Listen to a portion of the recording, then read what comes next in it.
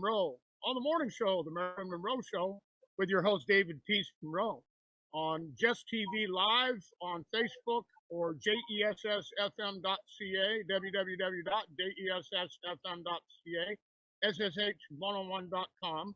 You can pick that up on Roku TV, Apple TV, Fire TV, Android TV, and now Meta TV in the NCG television network in Lethbridge, Canada. Tremendous project with global distribution. Once again, folks, my name is David Monroe. I'm Marilyn Monroe's nephew, the host of the Marilyn Monroe Show on Jess TV. I'm also the grandson of Jack Stubbs. Jack Stubbs, S-T-U-B-B-S. You can look up his IMDb. Legendary Hall of Fame films director. Best of friends with Walt Disney, Elizabeth Taylor's booking agent and talent manager, as well as Mickey Rooney's booking agent and talent manager. My grandfather worked with greats like Judy Garland. Click your heels, Toto. We've got to get home to Kansas. No place like home, Dorothy. Raquel Welch, Dean Martin from the Rat Pack, and many others. James Garner that Maureen worked with, Ricardo Montalban that Marneen worked with. And legendary stunt woman here today with us, folks. Marneen was in the 1977 film The Gauntlet, starring Clint Eastwood. And she was a biker chick who got in a fist fight scene with Clint Eastwood in a moving train boxcar. And so Clint Eastwood punched her out of the boxcar, and Marneen dove looks like about a 25-foot drop, face first, which is the most dangerous stunt a female stunt performer has ever performed in the history of the motion picture industry. So Marneen is a legendary stunt woman. Her art has developed into a soundtrack, which is absolutely fabulous. She's got great music. She works at a casino in Vegas. She has live shows. And Marneen is just the greatest stunt woman ever. She's worked on Battlestar Galactica, The Rockford Files with James Garner, who my grandfather worked on Maverick with James Garner back in the day when he played a cowboy. Wonder Woman, you folks remember Logan's Run, the icy man at the end who would freeze you, Scarecrow and Mrs. King, Murder, She Wrote, Quincy. The list goes on and on with Maureen. Everybody, let's welcome Marneen Fields to the show. How are you, Marneen? Thank you. I'm great. I'm so thrilled to be here. I'm a big fan of Marilyn Monroe's, as you know. I kind of still look like her a little bit as an older woman. I've patterned myself after her in so many ways. A kiss on the hand may be quite continental, but diamonds are a girl's best friend. I've performed her songs, and I just think it's great you're keeping her memory alive because I love her so much, and it's so tragic. Today is really about her and getting a chance to tell how much I loved her. She was absolutely fabulous. And so the famous scene, The Delicious Breeze, where in the 1955 film, director Billy Wilder, my grandfather was one of two prop makers on that film, picking out dresses and things. And so Director Wilder asked my grandpa Jack, he says, "What do you think about Marilyn? I want to show people this. Okay, this is something that if you're a Marilyn Monroe fan, you wouldn't know unless you were the nephew or the grandson of that family." So my great-grandfather, Oscar Theodore Jackman, was a painter, and he was sponsored the art school over in Paris, France, back in the 1920s when Leonardo da Vinci and all those guys were painting over in France. And my great-grandmother, Violet Rhodes, was sponsored from Austria to that same art school. The couple was married underneath the Tower Eiffel during its historical erection in 1934.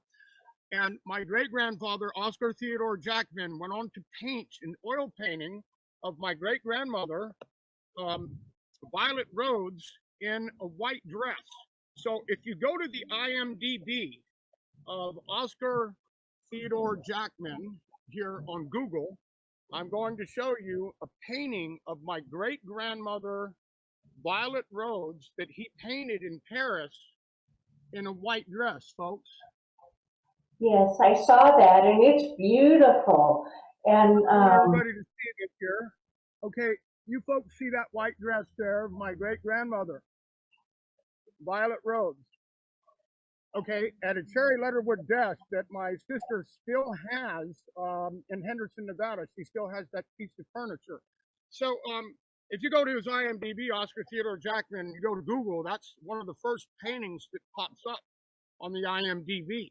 So that painting hung in my grandparents' home for years and years in that white dress. And so when my grandfather was props in the film, the 1955 film, The 7-Year Itch, director Wilder, he said, Jack, he says, what do you think about Marilyn? And he thought about this painting of my great grandmother, Violet Rhodes, in the white dress, folks. You see that white dress right there? That was the vision and inspiration that inspired my grandfather to say, I think we should put her in a white dress, stand her on a subway in Manhattan, subway blowing up her dress, showing her skin and legs, and drive the whole world bananas. And that's exactly what they did. Director Wilder said, you know, that's a great idea, Jack. We're going to shoot that scene. Now go into wardrobe and pick out a dress. So if you're a Marilyn Monroe fan, that's something that I bet you didn't know. Yeah, that's how that happened. And so we're going to go on with you. This is your show. I just wanted to announce that. Prove to the world that that inspiration came from my family lineage. You see, my family lineage. And so let's go in to your career, your journey in life, Marneen, and what inspired you to become an actress, to get into film, and to become the legendary Hollywood Fall Girl? Okay, well, I was a champion gymnast, and I was in 1973. I was one of 3 women in the United States to receive an athletic scholarship in gymnastics to Utah State University. They didn't give athletic scholarships to women back then, and I was able to do Olga Corbett, if you remember Olga Corbett, and the floor exercise and balance beam. I did a lot of her famous stuff. I was able to throw back flip-flops from toe point, and all of her poses and the flop to her chest. And so that got me real famous as a gymnast. And 3 years into my college career, and I was the #1 gymnast at my school, and ranked very, very high in national competition everywhere. I had a very bad fall off the balance beam, and I ended up having to undergo an ankle reconstruction surgery where they put a calves tendon in place of the ligaments in your foot. And my calves tendon has outlived the surgery. It's still in my foot, and they no longer use that. They now use ropes to secure the ankle. Well, anyway, so before I ever did one stunt, I had this horrible ankle reconstruction surgery. And so my brother had gone down to Paul Stater's stunt school, and he was Cary Grant's double. And he said, this is not for me. My parents made me come back home to California. He said, my sister can do all these high falls and flips and things. So he sent me down, and Paul Stater took me under his wing. He recognized a champion athlete in me, and I could do anything those years. So I can brag about it now because I lost all that talent. So then he put me on Man from Atlantis, and I did amazing high dives and high jumps. And then the phone rang, and it was Buddy Van Horn, Clint Eastwood's stuntman. And he said, Paul Stater gave me your name. Well, Paul Stater got me he discovered me and got me my first 25 jobs. So he says, would you be willing to do this? And the reason the gauntlet stunt is so dangerous is because I go out backwards with a half twist, and you have to make sure your body's going the direction the train is going, or you can get sucked back under the wheels and smashed. It'll kill you like that. So it was a very difficult stunt because the train was also moving 5 or 10 miles an hour. I'm going backwards off the train. I'm having to muscle myself, and I'm flying, and it pops you up into the air. And then once the gravitational force goes past, you drop like a sack of potatoes. And you can see in the photos that they gave me you can see that props had thrown in an old rusted Coke can. And my foot, it's real far away in the beginning, and then you see when I land, I'm inches from landing on that Coke can, and if I would have been cut to smithereens. But that jump and the Man from Atlantis stuff, and then also a movie of the week called The Spell, where I fell backwards into only some blankets from the top of a dangling, hanging rope. It's launched my career overnight. I had like 6 surgeries, series, I mean, at Universal Studios and Warner Brothers, all the big places. And my phone rang off the hook for 15 years. I never had to hustle work like anyone else because my talent spoke for itself and everyone just called like crazy. I did want to mention that on the Quincy jump, I jumped feet first up the top of the First Interstate Bank building that was 75 stories high, and that bank building burned down. It had, and that is no longer there. But that's how I then started getting coined Hollywood's original fall girl. However, it was brief. I received the fall girl license plate I sent you a photo of from Bill Ketching and the Stuntmen's Association.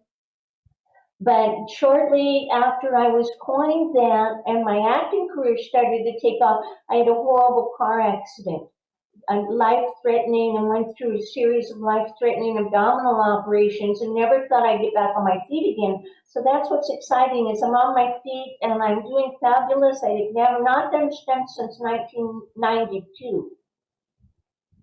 Well, that's absolutely blockbuster. And, went through a terrible car wreck. Now you're back on your feet and you're still going. Hollywood's legendary fall girl, original fall girl. That's absolutely fabulous. And you worked on a number of different shows, and I'm out here broadcasting from Veterans Memorial Park here in Arcadia, where they filmed Fantasy Island. This was movie set or park, and you had a couple of roles in Fantasy Island with Ricardo Montalban. Ricardo Montalban, welcome to Fantasy Island, and Tattoo, the plane, boss, the plane. Okay, so I'm in the park, filming location where you had a couple of roles.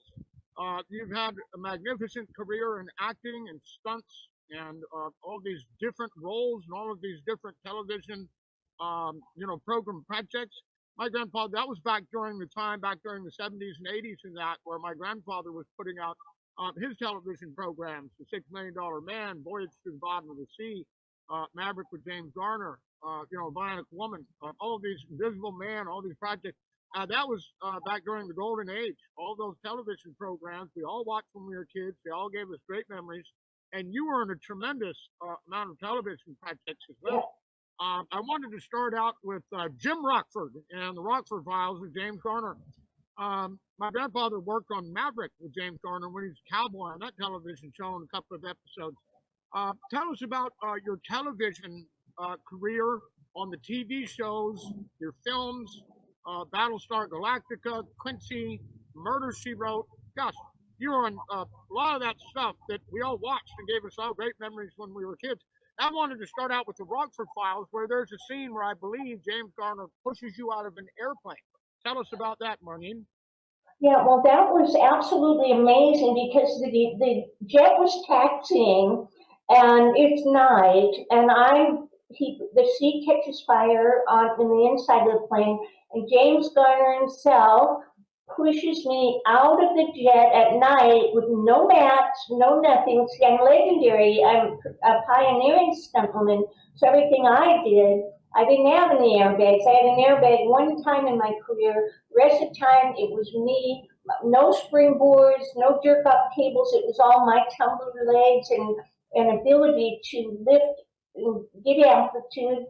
He pushes me out. I'm onto my feet again, only higher than the train, and it's taxiing, and I hit the runway and roll. Now, what's interesting about this stunt is that they then brought the actress in, and they brought a little cube that she would stand on to jump into the scene like she had done the big jump. And she broke her ankle. She jumped off the little, what was like a little 1-inch block, 2-inch block into the scene. she broke her ankle. It was so serious and so sad. But James Garner, he directed me in several of the episodes, and he always gave me a hug. Someone said, what is your favorite thing you ever did? Well, I couldn't think of the favorite thing I ever did, but I could think of the favorite person I worked with, and it was James Garner and Irwin Allen. Very gracious, always gave a hug. Stanley Kramer cast me in The Runner Stumbles. He was amazing. You get cast by Stanley Kramer also. Your career, I was just in the right place at the right time. But I was able to do these things with my gymnastics talent. I was like the only gymnast back then. They had horse girls and car girls, but nobody had my gymnastics ability, and that's why my career took off. So then James Garner also cast me in a very difficult, I'm a rape victim on the back of a motorcycle, and we pull into the park, and the guy says, what do we do with her? And he says, you get rid of her. And he reaches around and he throws me off this motorcycle onto my stomach, onto the gravel. And I did a lot of these kind of falls where I fell right onto my stomach. But, you know, I was trained. You're not really trained to fall onto your stomach like that. To fall on the, which, you know, as a karate guy, the hip or the, you know, side of the rump, that, you know, you don't really want to be smashing. And then, let's see, you're there for Fantasy Island. Fantasy Island, I was one of my first jobs. And I was on the lot at Universal Studios, and I was cast as a dance hall girl in a fight scene. I kind of go over a table in a fight scene. And then I also, where you're at, I played a springboard diver in a bikini. And I was always doing high dives, high falls, high jumps, and lots of swimming, lots of water stuff, scuba. I'm in Famous Women in the Water, a book that's being written right next to Hester Williams, me, you know, and I did so much in the water that people don't even realize. I was the first woman photographed doing the Man from Atlanta swim. So it was exciting. 15 years, every week I was working on something. The phone rang off the hook. Yeah, and then one day it stopped ringing after my car accident. The phone never rang again. And that was just devastating. Yeah, I can imagine, but you've recovered and you're back on your feet and you're doing your soundtrack and things again. Just a quick station identification break, Marneen. This is David Monroe, Marilyn Monroe's nephew at the morning show. Marilyn Monroe Show with your host, David Peace Monroe. You can pick that up on Jess TV, Facebook Live, Roku TV, Apple TV, Android TV, Fire TV, and now Meta TV in the NCG Television Network in Lethbridge, Canada. That's jessfm.ca, www.jessfm.ca, or ssh101.com. And so, Marneen, gosh, all of these fabulous shows and the movies that you've worked in, they gave us all great memories. In particular, one that really pokes out to me is Logan's Run. You know, Logan's Run, that was a famous movie. That's something that we watched when we were kids, gave us all great memories. You had Mr. Freeze at the end who was freezing people trying to get out. Gosh, that was a great film. You've been in Nightmare on Elm Street, Freddy Krueger. Gosh, you go into different genres from action to fantasy to sci-fi to horror. Gosh, you've just done a tremendous amount of films over your career. You have multi award-winning talent, and you've got that Lifetime Achievement Award for one of the world's greatest stunt women in motion picture history. Tell us a little bit about your motion pictures, because you went from TV shows to motion pictures to TV. That's kind of what my grandfather did. He did TV and film and TV. And so tell us about Logan's Run and all of the different films that you were in as well. And your award, that prestigious Stunt Women's Award that I believe you were just awarded a couple of months ago. It was about 6 months ago, Marneen? Yes. Yeah, I just won in 25, I won Legendary Stunt Actress, which brings me to what I want to say. in 1977, well, 1976, I met Paul Skater. By 1977, I was one of the top stunt women in the world. And by the time 1979 came around, and I was still acting. I was acting in college. I was minoring in theater arts. And my first job on the Spell also came with an acting role. And I auditioned right and left and all this. But in 1979, my life was changed by Victor French, co-star with Michael Landon on Highway to Heaven and Little House on the Prairie. And he met me one day at a restaurant through Bill Ketching, and he said that he felt I had a Marilyn Monroe quality. And he took me under his wing, and for 3 years, celebrity acting coach, I was put through a training to become a professional actress that some people know, some don't. I've even written a book on the craft of acting because after Victor French, I was then introduced to Jeff Corey. Victor died that third year. He was very ill. And he died before Michael Landon did, and they both died of the same thing. And so Jeff Corey, he discovered Jane Fonda, Jack Nicholson, Dustin Hoffman, all of the really big names. And here I was now with Jeff Corey. So people don't realize, but even though I was famous as a legendary stunt woman, I was always an actress. First and foremost, I'm Marilyn, serious actress. Marilyn Monroe was one of the most serious actresses you've read about it. I was serious about the craft of acting. Victor French changed my life, and I was determined to make it as an actress. So I kept taking the stunt jobs and taking the smaller stunt actress roles because it kept me in the door, and I was doing a lot of theater in Los Angeles. I did like 15 theatrical productions those years also. And that's when my big break came for Hellhole in 1985. And I landed the biggest co-star role that any woman from stunts has ever landed. But at that time, I was doing The 10th Man on stage. And I had done all these plays, and I had studied with these great minds. And acting was everything I was all about. I wanted to be a famous actress more than anything those years.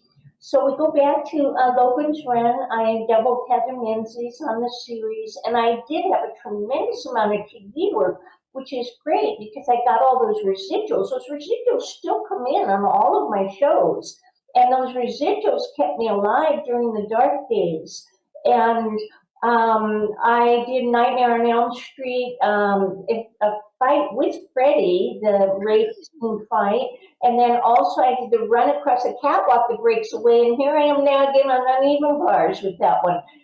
So the gymnastics followed me through my career, but I always, and then once I got Hellhole, everyone was sure I was going to break with Hellhole. Well, one day I'm called into Warner Brothers, and I get a drive on the lot, and I'm to meet famous director James Fargo of the Clint Eastwood films and producer Paul Wagner. My name's been put in, and it's for Scarecrow Mrs. Caine. So Louis Arkoff had just given me my scenes from Hellhole. And I grabbed that video as I was running out the door to my interview for Scarecrow Mrs. Caine. And would you know, I was alone in the office with them, and they watched it on the spot and cast me. And James Fargo, he is one of the most powerful directors you will ever work with. Well, now 40 years go by, and last year I get Scarecrow Mrs. Caine reunion, the 40-year reunion, and Bruce has me on I played Bruce Boxleitner's girlfriend in the series, Dorothy. And he has me on stage, and he dedicates an hour of the panel discussion to my stunt work. Right there. And so now, 41 years go by, and I'm a celebrity after 48 years in this business as a SAG actress.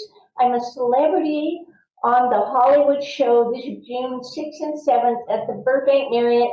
I hope you hear the interview and you come out and get a picture that I signed. So, there's no time like the present. And I'm just so blessed with everything, David. Yes, you are. Very blessed. The legendary Hollywood Fall Girl. And so you have a soundtrack as well, Marneen. You've been working on some music, and you work at one of the local casinos in Vegas. What is that, nearly every night that you have a show there? Tell us about your shows out in Vegas. Well, I have a variety of freelance shows. I've been singing since the car accident. Once I lost everything, could no longer do stunts anymore, and my acting career was so tied to the stunt work, and the accident was so serious, I said, well, I'll go back to school and I'll get my script writing degree and my pop song composition degree because I've always wanted to sing. So while I was disabled for those 12 years and couldn't walk and had just surgeries after surgeries, I went back to school and I got these certifications. I said, if I ever get on my feet again, I sat on my bed and learned 150 songs. I want to get a chance to sing. And I used to never be able to say that without crying. And so I studied music extensively and script writing. Today I'm an award-winning script writer and an award-winning pop song composer. I also do the 150 songs still. And I got back on my feet and I do a lot of torch ballads of famous women, including Marilyn Monroe, from the 70s and 80s is my main repertoire. And it just so happens that I've met a producer that I sang with at the House of Blues on Sunset, and he has me at different shows in Las Vegas right now where I sing Celine Dion or Madonna or Stevie Nicks' Dreams, and just what my repertoire is. But during these years, the big surprise is that God really should be the number one word out of my mouth through this whole interview, because God did everything healing me. God and the music healed me. And God, if you sing every song in the world, 150 songs every day, and you love music, and you love every song is your favorite song, eventually you get the gift of composition. And so now I'm the composer of 60 songs, and you heard this morning's intro is supposed to have 30 seconds of my new single, It's Not the End of the World, You Don't Love Me. And David, I can't wait for you to hear it. You'll definitely hear Marilyn Monroe in some of it. And it breaks worldwide on the 7th, or next week, early next week, it'll be everywhere. And so, I'm always composing. My music is my first love, but I'm also, I have a film. I'm now a filmmaker. I'm making my directorial debut, and that film will complete in the next 6 to 8 weeks, and it'll go out to all film festivals and investors, and so it's an exciting time for me. That's absolutely fabulous, Marneen. And so, you did a couple of soundtrack project performances that involved the genre of my Aunt Marilyn Monroe. And I believe you were at the TLC Man's Chinese Theater when you did that performance, or it showed there at the TLC. Tell us a little bit about that, the Marilyn Monroe projects that you worked on. Oh, that one. Okay. Now, what that is I have an award-winning pilot for a television series, and it's titled Catherine Davis Take Two. And it's based on my life, basically, but she's an actress, singer. And in Catherine Davis Take Two, I do various imitations. Like there's who did the one, My Daddy, Baby? I went blank. A really famous actress, and Marilyn Monroe and Elizabeth Taylor. And they're in there because she's an actress singer, and she would like to believe that she could land a role and so in the song, when you hear I want a role like Marilyn had, Elizabeth Taylor and Betty Davis is who I'm thinking of. And Betty Davis, when you hear that in the lyrics of the song, and I show a picture of Marilyn, that's a lot of what this sitcom is based on. And it won the LA Comedy Awards, and I'm still I've done a music video. You just saw the title track. And so that's Catherine Davis Take Two.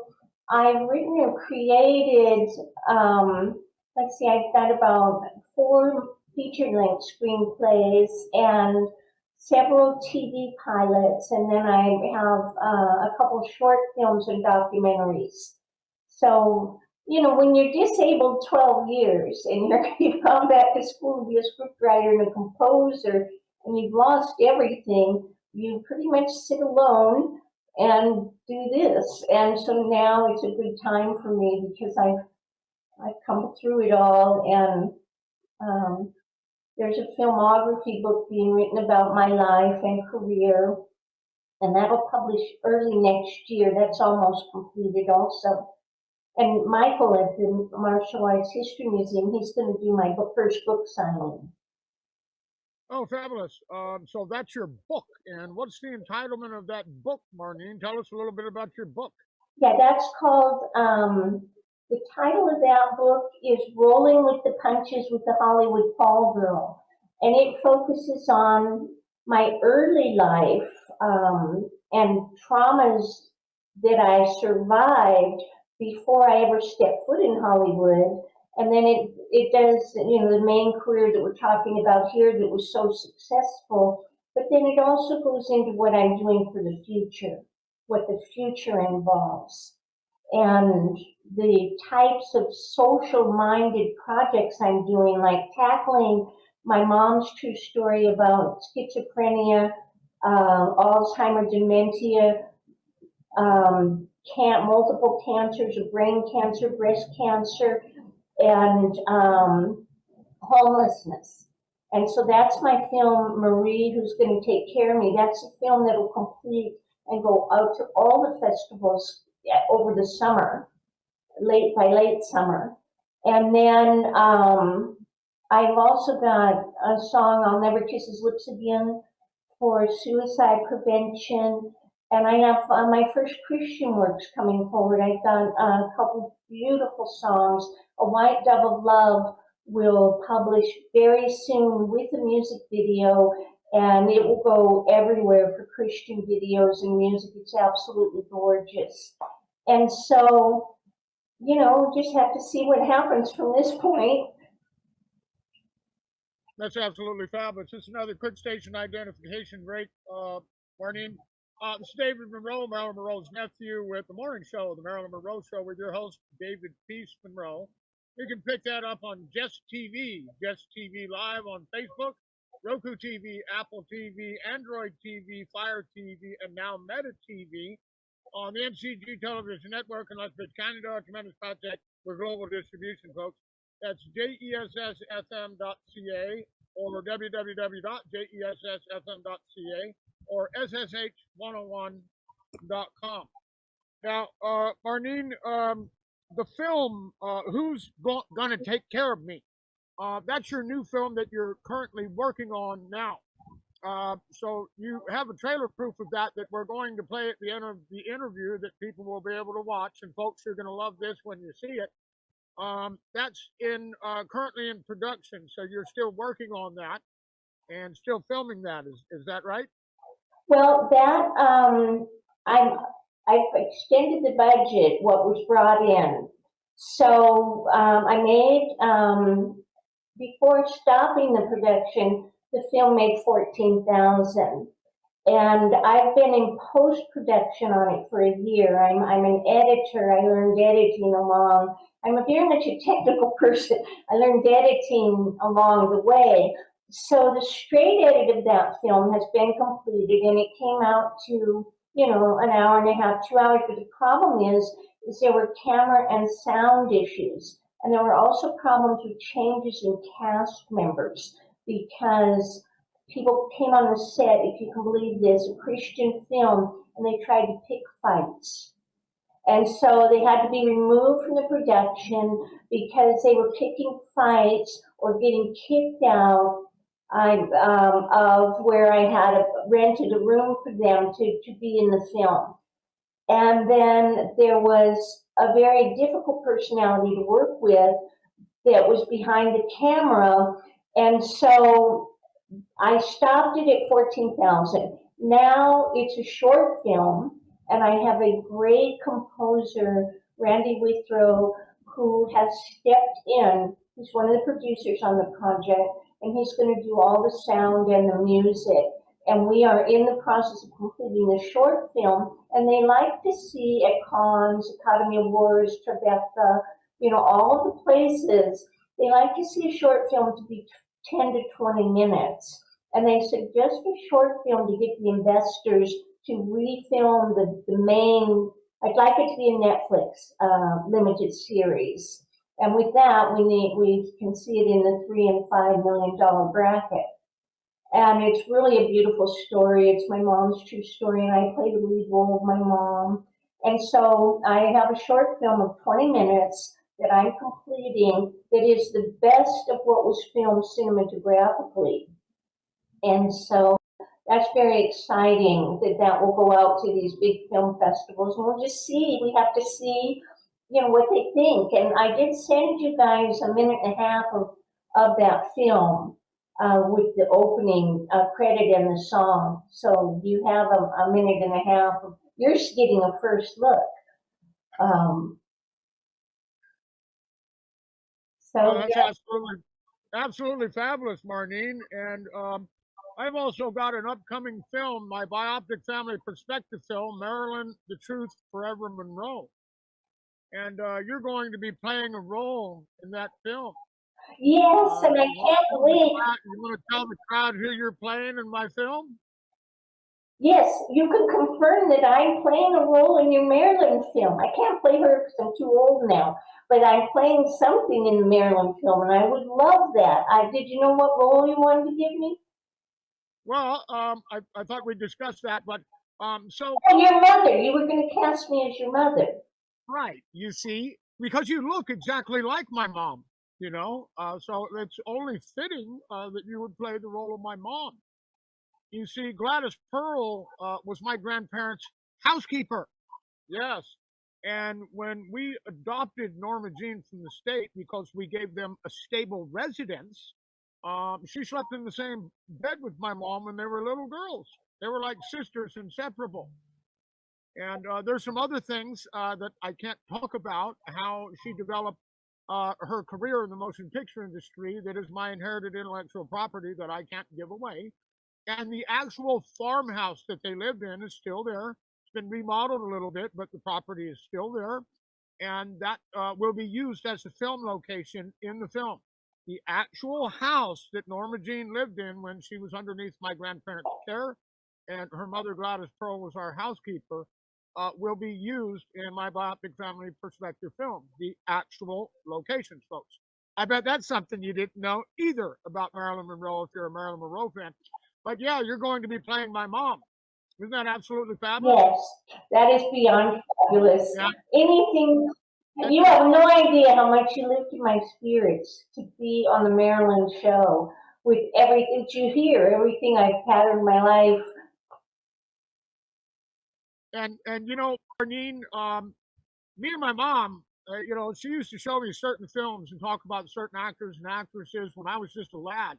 And me and my mom would watch all those TV shows. And you were an actress, stunt woman that she raved about. She says, "Oh, that's that Marneen, yeah, the stunt woman, And, I love that. Yeah, my mom used to. I know her. I've watched her for years, and that's really nice. Yeah, my mom used to rave about that stunt with Clint Eastwood and punching you off the moving train on the boxcar, and when Jim Rockford and James Garner pushes you out of the airplane and that. Yeah, we had long conversations, and then when I saw you in the film Hellhole, stepping and squishing all the food, saying, "Don't eat it, it's poison." I think to be perfectly honest with you, when I was a lad, I developed a crush on you after watching that because my mom used to rave about you, and then seeing you, I was like, "Wow, look at her! Isn't she fabulous?" Yeah. So yeah, I've got great memories of you when I was a child. Watching all of those great television programs and films that you were in. Everything from Nightmare on Elm Street to Battlestar Galactica to Logan's Run to Quincy, Murder She Wrote. All those fabulous television shows that you were on. And gosh, now you're at the casino out there performing and being booked by that fabulous producer you met at the House of Blues there. And so the casinos out there in Vegas, does he book you in different casinos, or are you a regular at one of the regular casinos where you do your shows at, Marneen? Tell Oh, us about that, where they can find you out in Vegas. it's different ones. I'm in the process of putting something together to have a showcase at the Composer's Room, and that was where the original Brat Pack played. And so, you know, I have all these original songs, but right now I've been floating, going to these different casinos with this producer friend of mine. And when he needs me, he'll call me. You see the posts on Facebook, performing live at this, you know, and it's been going on since I arrived. I was in Las Vegas over COVID from 2020 to the end of 22. Then I've been in Sun City. And like, this is some of my awards back here, you maybe noticed, but I have a lot of them in storage, and I've got to bring the things from Sun City because I'll be staying in Las Vegas where I'm at for another year and a half, and then I'll decide at that time where I'm going to relocate. But so we are over. We're at several of them are in the artist colony downtown, and I've been at the bonfire, and they have a really great sound system and little stage, and I perform both the torch songs and my original songs. And then I was also at Travana Costero on the rooftop, and I did a lot of shows there, 5 or 6 of them, and another, you know, so it depends on where he is having his various singers perform. And these are paid shows. We get a percentage of what we sell and the bar and everything, and you know, so it's great. And I'm always going to be doing something with music. It's my #1 love. That's absolutely fabulous. And so with the soundtrack, you go from different casino to different casino, booking you in ballrooms and, you know, you say cinematographers' rooms and things like that. So you developed into a fabulous singer and soundtrack, working on Marilyn Monroe projects in Hollywood with your soundtrack, as well as developing your art into directing, cinematography, editing. So you're working with a great composer and scoring in the films and things. So you developed your art into the entire facilitation process of the motion picture industry, music, and how to make a film, how to get your funding for the film, how to sell the film, how to get it to distribution, the whole 9 yards. Well, I'm not a cinematographer. That's the one area I don't have any skill in. I am an editor, but I don't get behind the camera. I'm a director. I'm a theatrical director from Victor French and all my training and all my film and everything. But so I perform every month in Los Angeles too. I perform at all kinds of awards events and different things that you've seen. And so I'm back and forth from Los Angeles to Las Vegas every month, sometimes twice a month. And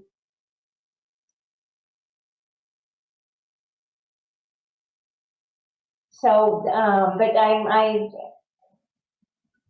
eventually, you know, I won't do all my own editing. I'll have other people come in and do the editing, and you know, it's kind of it's a complicated situation. There's so much going on and juggling all these different projects. Yeah, your phone's still ringing off the hook, Marneen. How tell us how it was to work with the icon Clint Eastwood in The Gauntlet and your relationship with him, and that must have been a lot of fun, even though he punched you off of a moving train boxcar at 5 to 10 miles an hour face first. How was your experience with Clint Eastwood? Tell us a little bit about that, a little bit more about that, Marneen. Well, Clint Eastwood he's absolutely the greatest director because he's there with you every step of the way. I mean, literally shoulder to shoulder, showing me where I was going to go out of the train. What he didn't know is that props would throw in that old rusty Coke can. They just wanted it to look authentic. But I went into just a tiny bit of sand in that film. And, you know, my arms were bare. And all you wear, I had on a hip pad, a little boy's football girdle, and some knee pads. But Clint Eastwood would tell you honestly, and I so wish I could see him again. He was so handsome. I couldn't take my eyes off him. I was 22. And I mean, he was with Sandra Locke then, and he wasn't going to be with me, of course. But I was like, oh my God, he was just so stunning and amazing and so thoughtful and considerate. And when we finished, I've spoken to him on Facebook, and he's responded a couple times in some, like he resent, there was an article, I made page 3 of Star magazine in the mid-'80s with Alan Houghton, the famous photographer who did Sophia Loren and Kim Basinger. He photographed me. And I made page 3 of Star magazine, and they did an article, and it said, Clint Eastwood's how changed my life. Well, after the fall off the train, and that they rolled the train back, and Clint jumped out of the carriage and came over to me and said he loved it and gave me a giant hug. So I was so innocent, you know, and they do the article, and I'm like, his hug changed my life. Well, he sent me that article one day. He sent it back to me. He had seen it. But he's just so gentle. And then Fritz Mann's his main guy that he went to school with, his co-producer. I got a phone call one day that Fritz had left me a drive on the Warner Brothers lot. And I got there, and Clint Eastwood opened the door. I knocked on the door, and it was all alone, just Clint Eastwood and me in the room. And I said, I'm the girl you punch up and move in the train. He said something like, of course you are. And he said, Fritz left me the photos in his office. But I got moments there again, alone with Clint Eastwood, which is like, and my God, I'm such a fan of his directing and what he's done. Look how he never stops. And he's just amazing. So both of them stepped in to help me and get all those photos. And then again, we go back to Louis Arkoff, making sure I got a clip of the hellhole scenes, which did wonders for me.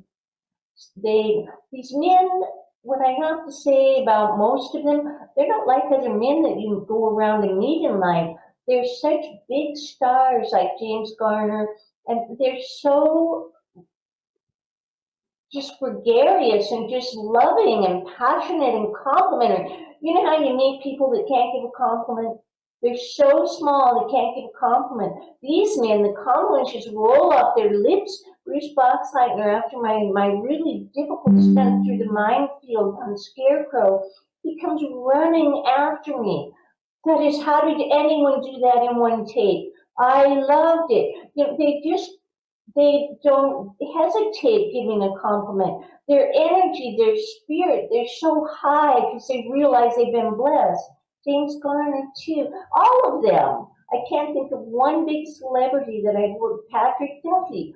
They are just, they're not like, you meet so many small-minded people that can't give a compliment or want to destroy your dreams or tell you you'll never make it. And then, you know, I kept going when I couldn't walk for 12 years.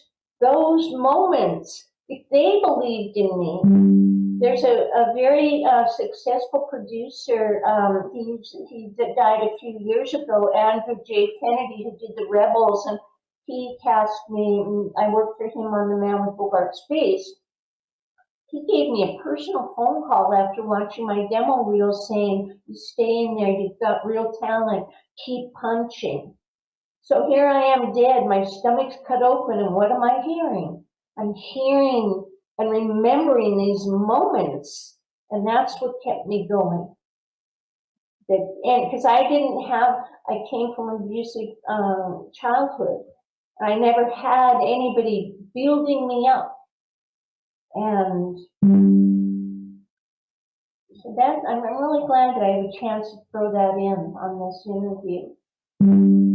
Yeah, that's absolutely fabulous. You know, you worked with all the icons and the greats. You did Marilyn Monroe projects, TVs, television programs that gave us all great memories, like my grandfather. So did yours.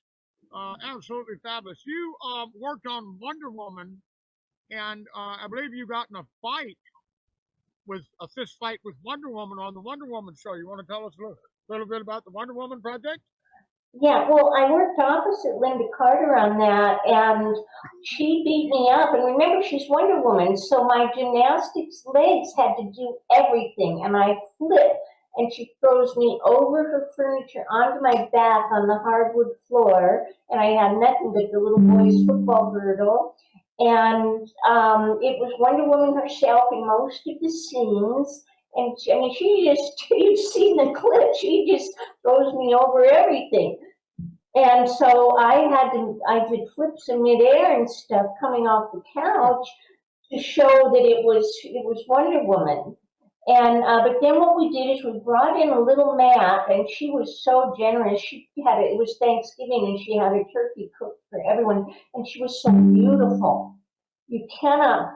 I haven't seen her in years, but you cannot believe she couldn't just look at her go. And same with Lindsay Wagner.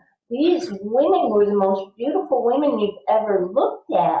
That's why and Marilyn's so pretty. She's so pretty. And so we brought in a mat for Linda, and she treated she went to do her thing at the mat, and she tripped me and falling into the mat. So there's always something can always go wrong when you're doing a fight scene, which as a karate expert. Something can always go wrong. Injury is always around the corner, and you got to be really careful of safety laws. Yeah, Lindsay Wagner and the Bionic Woman. My grandfather worked on several episodes of that as well. He didn't work on Wonder Woman, but he worked on the Bionic Woman, and that's what my grandfather did, was those old school sci-fi practical effects. So that he ended up working on all those sci-fi shows back in the day. Because he could do that. He was the guy who made all the suits and wardrobe and artwork, makeup and that for Planet of the Apes. That was difficult. That was hard work. So if they needed anybody on one of those sci-fi shows to come in, they'd say, Jack, he's our guy. He can do that. We'll bring him in. Universal Studios, the Jaws ride, the mechanical shark. That's my grandfather's mechanical shark. He did all kinds of great, wonderful projects. And so, Marneen, we have a trailer proof, the trailer proof of your film that we're going to show at the end of our interview here. Who's going to take care of me? The film that we just talked about, and you're going to love this, folks. We're going to have that trailer proof upcoming at the end of our interview. Now, I just want, at close of our interview here, I want you to let everyone know where they can find you in Vegas and come attend your shows, where they can find you on Facebook, Instagram, Twitter, TikTok, all of your social media accounts, how they can donate to your film, and any type of project that you have. Let our viewers on the Marilyn Monroe Show know where they can find Marneen Fields, the Hollywood legendary Fall Girl. Tell us, Marneen, where can our fans find you at? Okay, the best place to find me, and it's by the Marneen Fields, Marneen Fields, Fields. It's on IMDb. So that is where I tell everyone to go, because there's reels there. There's all my credits, my awards, my publicity articles, lots of photos. There's like 400 photos up of different throughout my career and different things, because there's so much to my career. And I manage the page myself. So when something happens or I win an award, I always put it up there. But so IMDb is the best, but you can friend me anywhere. If you see this interview today and you want to friend me on Facebook, that's Marneen Fields. And I'm on Instagram, Heavenly Waterfall Productions on Instagram. And that's Marneen Fields on Instagram and Facebook, where they can find you on social media. No, on Facebook is Marneen, Marneen, Lynn, Lynnne Fields, Fields. And then on Instagram, it's Heavenly Waterfall Productions.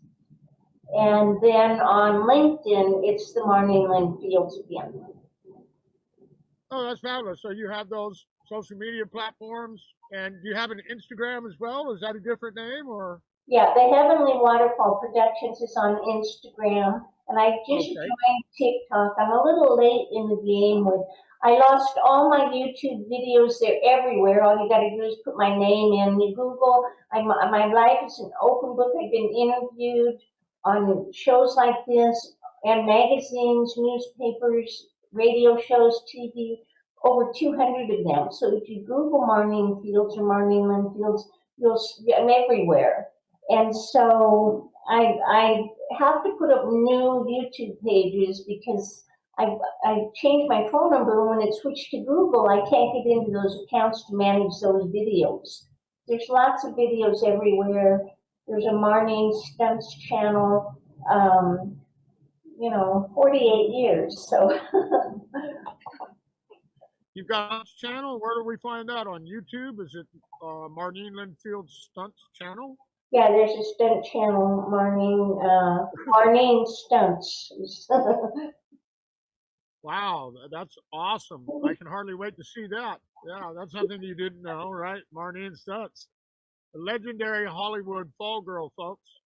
And so we've got a trailer proof upcoming that Jesse is going to play for us at the end of the interview here, so people can check you out, see your new upcoming film. People, you can go to your LinkedIn, your Instagram, your Facebook, your stunt channel, and pick up Marneen Lynn Fields, Hollywood legendary fall girl. And the trailer proof, just as soon as I get confirmation from Jesse, the trailer proof at the end of the interview, as soon as I receive confirmation from Jesse here. And, so I want to thank you for coming on the show, Marneen. You're absolutely fabulous. You're going to be my mom in my Black Family Perspective film, Marilyn, the Truth for Irwin Monroe, because you look like her, you sound like her, you act like her, but she wasn't as tough as you. Thank you so much, David. You are amazing. You're a wonderful host. I love your energy and personality. I'm so happy to meet you face to face. This is such a wonderful opportunity for me. I really appreciate it. And Jesse, I hope you're okay, your hand. But thank you. And I'm there as your mom for the movie for sure. Yeah. Well, that's going to be a blockbuster. Back in the day, they didn't make a lot of films, but they made it in booking of those big fancy red carpet sit-down dinners. And my grandfather, Jack Stubbs, he also was, Elizabeth Taylor's booking agent, talent manager. He got her the role in Caesar, Cleopatra, and other projects. And so they used to have these big fancy sit-down gala dinners out in Vegas in the ballrooms. And all the players would show up. Elizabeth Taylor, Raquel Welch, Dean Martin from the Rat Pack, Frank Sinatra, all the Rat Pack members would be there. He was good friends with Dean Martin. Dean Martin was in several roles in films my grandfather cast him in. You have guys like Bing Crosby, Jimmy Durante, Bob Hope, Abbott Costello, Groucho Marx and the Marx Brothers.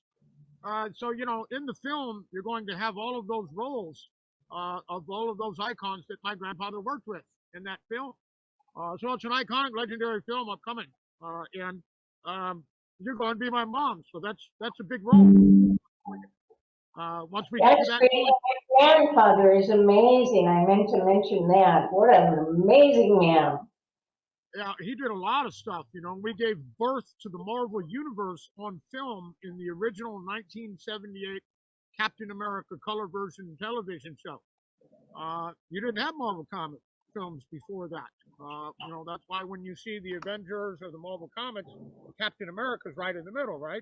Because that's where it all started, was from my grandfather's Captain America in 1978, starring Red Brown. And that's interesting how that developed. Was he called me honey. He says, honey, you see, I drove into my television projects every day. and I would see this fellow parading up and down Hollywood and Sunset, arrayed in Captain America's uniform with a makeshift shield, acting like Captain America. He said that inspired me. He says, you know what? I'm going to go out and get that guy, and we're going to do a Captain America film. And that is how the Marvel Universe was given birth on film. Yeah, so now you have Iron Man and all of these Avenger projects and things. And so, just one more quick station identification break, folks.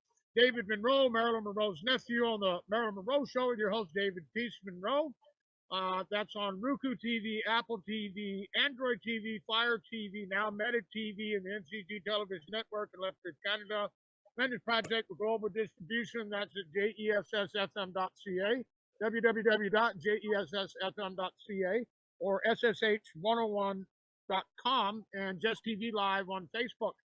And so, Marneen,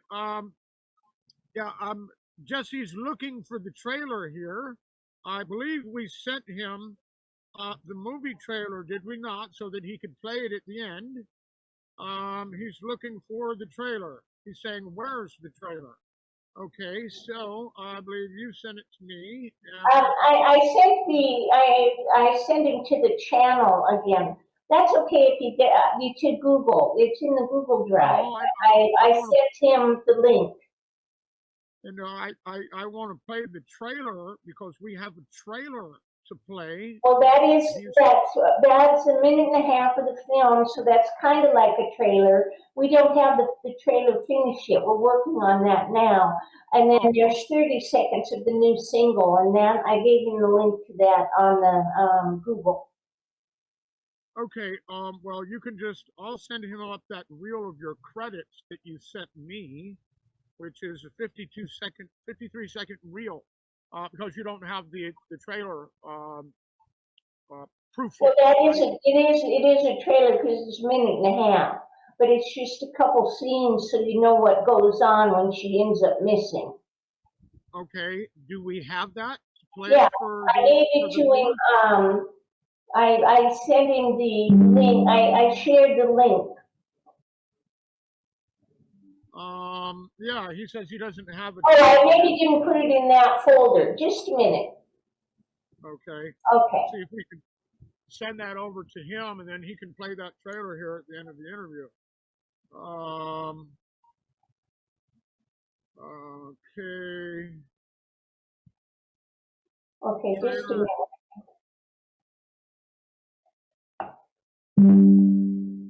I gotta get in the Facebook. Okay. See if we can get that sent over there to him. Yeah, I thought we had that trailer already sent up to him so that we could play that at the end here. Okay, Google Drive is best. You'll be able to download the 2-minute clip. It's in just his Jesse Pharma folder. It's the most recent under this Jess TV post. It's that one. It shows it right there, and you can download it right from there. Okay, can you send that to me so I can send that to him so he can play it at Yeah. the end of the interview? Yeah, Okay. I'll forward it to you. Okay.